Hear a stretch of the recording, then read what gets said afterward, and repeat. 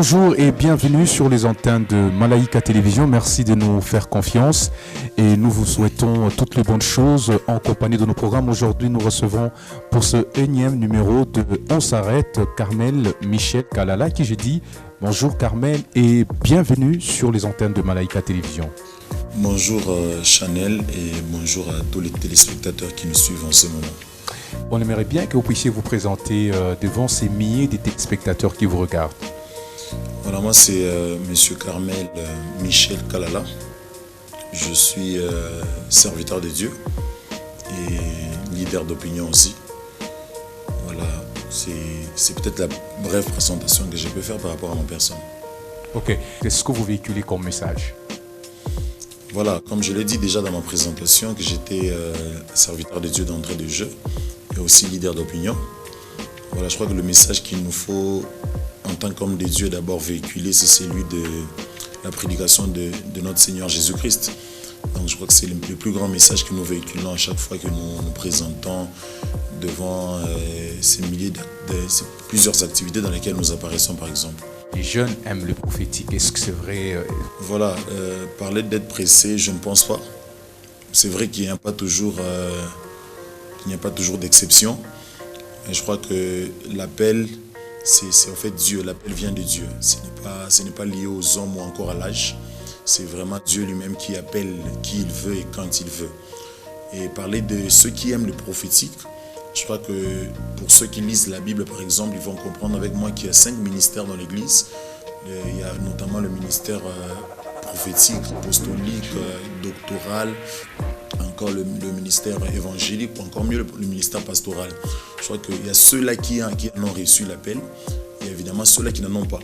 Certes, il y a aussi ceux-là qui en détiennent le don, ça dépend. C'est vrai que c'est quand même un mouvement qui s'est répandu, mais je crois que ce n'est pas tout le monde aussi qui s'y est attelé, notamment moi qui vous parle en ce moment. Donc, il y a ceux-là qui en ont l'appel, il y a ceux-là qui n'en ont pas, il y a ceux qui en ont comme don. Voilà, je crois que c'est vrai que c'est quand même un vent qui s'est répandu, non seulement au niveau de la ville de Lubumbashi, mais aussi dans toute la République démocratique du Congo. Et vous militez pourquoi?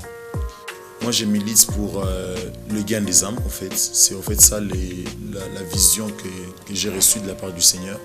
C'est vrai que je ne peux pas aussi exclure l'aspect prophétique ou encore le prophétique, parce que c'est aussi un élément ou encore c'est une chose très importante, notamment dans l'Église. Donc, moi, je milite pour le gain des âmes, je crois que c'est ce qui est important. Est-ce vraiment un sentiment de fierté pour toi? Un sentiment d'une très grande fierté, en fait, si je dois le dire comme ça. Comme je l'ai dit déjà là, que l'appel n'est pas lié aux hommes, c'est en fait Dieu qui nous appelle. C'est vrai que lorsque nous grandissons, nous avons déjà beaucoup de rêves en tant qu'humains, en tant que jeunes. On rêve grand, on veut être quelqu'un dans la société, c'est vrai. Bien qu'homme de Dieu aussi, c'est vraiment quelqu'un dans la société. On rêve très grand. Mais je crois que c'est vraiment un sentiment d'une très grande fierté d'être l'un de ceux qui annoncent l'évangile et qui gagnent des âmes pour le Seigneur. C'est une très très grande fierté pour moi. Racontez-nous un peu les difficultés auxquelles vous faites face dans cette démarche. Voilà, pour la petite histoire, j'ai reçu le Seigneur depuis 2011. À ce jour, ça fait plus de 10 ans que je suis dans le sillage de la vie chrétienne. Et j'ai commencé à toucher les micros, c'est-à-dire je suis devenu prédicateur aux alentours de 2013 et j'ai été introduit dans les ministères aux alentours de 2014. Donc ça fait plus de 7 ans aujourd'hui que je suis prédicateur d'abord, que je prêche la parole de Dieu. Et l'une des difficultés que nous rencontrons par exemple, c'est l'acceptation. C'est toujours pas facile en tant que jeune, ayant tous les sentiments possibles comme humain, d'être accepté dans la société. Il y a toujours certaines personnes qui voudraient être d'aventuriers, qui voudraient être d'un zélé seulement, qui n'a même pas un appel. Je crois que la plus grande difficulté, notamment par rapport à celle que j'ai faite au début de mon ministère, c'est vrai qu'aujourd'hui ça va déjà, bien qu'il y a toujours des petits soucis par-ci par-là, mais l'une des plus grandes difficultés, c'est l'acceptation. C'est pas toujours facile à ce que les gens t'acceptent, et il y a toujours ceux qui doutent de toi, il y a toujours ceux qui ne te font pas aussi assez confiance. Mais je crois que c'est l'appel est venu des dieux. Même dans la Bible, ceux qui ont été appelés par Dieu n'avaient jamais été acceptés facilement. Mais je crois qu'il y a une chose à laquelle nous devons tous faire face, bien que l'acceptation serait toujours pas facile, c'est les temps en fait. Les temps est la meilleure compagnie de l'homme. Donc c'est vraiment les temps qui déterminent si réellement nous avions été appelés des dieux ou encore nous avions carrément été un zélé ou encore un courageux. Voilà un peu. Mis à part cette qualité d'être appelé homme des dieux, vous êtes un grand fan de TP Mazembe. Ok. Ouais, un très grand fan, un très très grand fan en tout cas. Vous avez une histoire avec ces clubs louchois? Bon, dire que j'ai une histoire, je ne pense pas, mais je crois que le Seigneur m'a fait grâce d'être, si pas l'un ou encore celui qui accompagne plusieurs joueurs, notamment dans la marche chrétienne. Hein. Donc, il y a plusieurs joueurs, notamment que j'encadre. Il y a plusieurs joueurs, notamment que je soutiens spirituellement. C'est vrai qu'au début, plusieurs personnes déjà pouvaient me prêter des intentions, disant par exemple, comment toi tu fréquentes des joueurs, alors que les joueurs sont peut-être dans, je sais pas, dans le monde occulte, ainsi de suite. Non, mais je crois que c'est peut-être la petite histoire que j'ai seulement des relations un peu particulières avec certains joueurs de Mazembe. Vous les soutenez spirituellement, c'est ça? Oui, bien évidemment. Ils sont nombreux? Oui, ils sont une dizaine. Ah ouais, tu peux nous donner quelques noms? Je parle ici d'Isaac Chibango par exemple, Gondry Soudi, Jackson Mouleka, c'est vrai qu'aujourd'hui il n'est pas là. Il y a Glody Likonza, il y a Adam Bossou, il y a évidemment même l'honorable Kidi Abamoteba.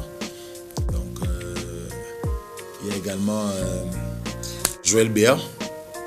Il y a Philippe Traoré de Don Bosco. Il y a Monkoro, par exemple. Donc, ils sont musulmans. Oui. Que ce soit des musulmans ou des chrétiens et même des musiciens, par exemple. Je ne suis pas toujours en train de soutenir spirituellement les joueurs. Il y a aussi des musiciens qu'on appelle les musiciens mondains ou encore profanes, que j'ai eu le temps non seulement de gagner à Christ, mais aussi de les suivre spirituellement. Votre ministère est appelé est attiré vers des célébrités. Est-ce que vous l'avez déjà compris ou vous êtes en train de constater? Je l'ai déjà compris et je constate évidemment. Donc je crois que ces gens de personnes d'une certaine manière ont été comme rejetés dans la société. Laquelle chose n'a pas été trop appréciable alors que ces gens aussi ont besoin de Jésus. Et particulièrement, je me suis rendu compte que pour gagner ces genres de célébrités, encore toutes ces stars, il fallait s'approcher d'eux. Donc plus nous les rejetons, plus nous ne savons pas qu'est-ce qu'ils vivent comme difficulté et nous ne savons pas qu'est-ce qu'ils endurent aussi. Ce sont des humains, c'est vrai qu'ils peuvent toujours avoir des erreurs, ils peuvent toujours avoir des défauts, mais je crois qu'en s'approchant d'eux, nous pouvons nous rendre mieux compte de ce qu'ils traversent et nous pouvons les aider parce que nous disons que nous sommes la lumière du monde, étant porteurs de Jésus. Donc ces gens-là ne méritent pas d'être rejetés, il faut simplement s'approcher d'eux. Et moi, en m'approchant d'eux, je me suis rendu compte que certains d'entre eux sont mieux que ceux qui s'appellent entre guillemets chrétiens. D'abord, pour que quelqu'un reçoive Jésus, cela ne doit pas être un forcing, ça doit émaner d'une volonté personnelle. Et je crois que cela, c'est tout un processus. Plus cette personne sera en train de tirer beaucoup de choses de votre part, vous personnellement qui les parlez de Jésus, sûrement qu'un jour ça ira. C'est vraiment un processus. Il faut toujours être patient, surtout dans cette démarche quand vous faites face aux personnes qui sont ancrées dans un autre monde que le vôtre. Donc il vous faut vraiment beaucoup de patience et je crois qu'en fin de compte, ça ira. Quel est le regard de la société, d'autant plus que vous n'êtes pas marié, et comment les gens vous taxent, comment les gens vous regardent? Je crois que c'est vrai, peut-être si je n'ai pas levé ça comme une difficulté. C'est l'une des très grandes difficultés, notamment pour nous qui savons le Seigneur tout en n'étant pas mariés. Je crois que chaque fois qu'il y a des condamnations, on nous dit toujours que nous aimons des filles. On nous dit toujours que voilà, nous sommes féministes, si je dois le dire comme ça, on aime tellement des filles. Parce que vous savez, quand on sert aussi jeune comme ça, je ne sais pas qu'est-ce que je dirais de moi, mais quand notamment la majorité même de ceux qui fréquentent nos églises ou encore notre ministère, ce sont des filles. Donc on sait qui nous servons et on connaît personnellement notre manière de marcher avec le Seigneur. C'est ce qui est le plus important. Parce que vous savez, dans les ministères, moi personnellement, en acceptant l'appel, je m'attendais aussi à tout. Je savais que tout ne sera pas facile. Il y a toujours ceux qui vont te critiquer, il y a toujours ceux qui vont parler à mal de toi, il y a toujours ceux-là qui monteront des accusations contre toi. Mais je crois que le plus important, c'est de savoir qui t'a appelé, qu'est-ce que tu fais pour le Seigneur.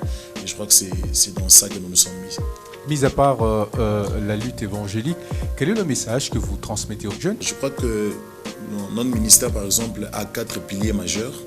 les premiers piliers majeurs sur lesquels est basé ou est assis notre ministère, c'est les piliers éducationnels. Par exemple, je me dis, nous ne sommes pas seulement chrétiens, parce qu'aujourd'hui, les chrétiens, la vie chrétienne a comme d'une certaine manière pour certains exclu cet aspect éducationnel. Ça veut dire que nous ne sommes pas seulement un ministère éducationnel et plutôt spirituel. C'est-à-dire que nous avons aussi un pilier éducationnel qui fait que les gens qui nous fréquentent, lorsqu'ils viennent, ils doivent également être éduqués. Et parlant d'éducation, je l'ai dit toujours à ceux qui m'entourent, je dis nous avons 3 sources éducatives. La première source, c'est par exemple la famille. La famille, c'est la première source éducative parce que l'éducation des bases, nous la recevons en famille. Et la deuxième source éducative, c'est l'école. Donc, la deuxième source éducative, c'est l'école. Parler de l'école, c'est-à-dire... là-bas, nous disons, bon, quand quelqu'un a son éducation de base au niveau de sa famille et après qu'il ait reçu son éducation de base au niveau de sa famille, il peut en recevoir au niveau de l'école. Et la troisième source éducative, c'est l'église. Donc, voilà, donc, nous avons aussi un pilier, c'est celui des piliers éducationnels. Au-delà du pilier éducationnel, nous avons aussi un pilier culturel. Ça veut dire que nous ne sommes pas seulement aussi un ministère spirituel, nous sommes aussi un ministère culturel, nous sommes aussi un ministère sportif, nous sommes aussi un ministère... je préfère carrément parler de ces trois piliers. Je crois qu'au-delà de militer pour le bien des âmes, nous militons aussi pour l'éducation, nous militons aussi pour la culture. Moi, je suis un amoureux de la culture. Ceux qui me connaissent avant même d'être serviteur de Dieu aujourd'hui connaissent que je suis vraiment l'un de ceux qui ont, d'une certaine manière, prôné la culture. Et au-delà de la culture, il y a aussi le sport qui est un des aspects importants qu'il ne faut même pas négliger. Donc, mais je crois que la devise principale que nous avons, c'est l'amour, par exemple, la restauration. Et au-delà de l'amour, nous avons la restauration et nous avons également la communion. Donc, c'est aussi la devise que nous avons. Partagez-nous votre plus grand rêve en tant que jeune serviteur. Plus grand rêve, waouh, c'est peut-être une question assez... je ne sais pas dire que c'est une question bizarre, mais les plus grands rêves pour moi, c'est de faire la volonté de Dieu. Je crois que c'est ça. Donc, le plus grand rêve pour moi, c'est de faire la volonté de Dieu. Je ne sais pas comment je la ferai, mais je crois que Dieu seul sait quelle est sa volonté sur moi. Donc, je crois que c'est mon plus grand rêve. Je ne sais pas le couloir que le Seigneur me tracerait dans les jours qui viennent, mais je voudrais vraiment suivre sa volonté. Je crois que c'est le plus important. Allez-y. Je me pose une question? Oui, et puis vous répondez. Oh.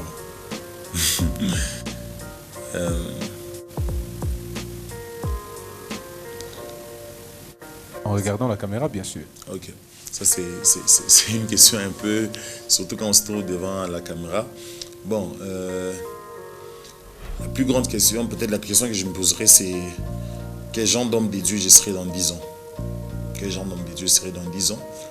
Et avant que je n'y réponde, je préfère peut-être ouvrir une petite parenthèse, permettez. Vous savez, aujourd'hui, l'homme de Dieu au Congo a été traité de tout.